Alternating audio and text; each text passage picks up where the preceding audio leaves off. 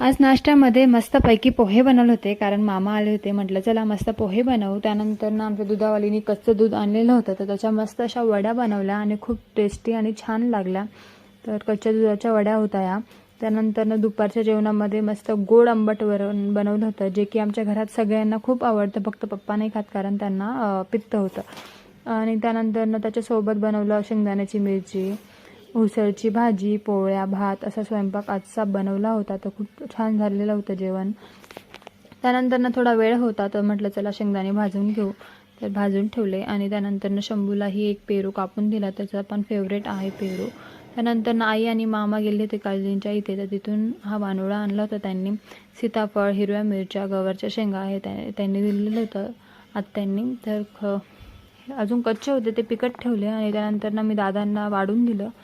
दादांना वाढल्यानंतर मामा आणि मिस्टर जेवण करायला बसले. आमचंही झालेलं होतं, ते दोघंच बाकी होते. त्यानंतर मामांनी रिलायन्स कंपनीचं जे अमृत ज्यूस आहे त्याच्याविषयी थोडीशी माहिती सांगितली.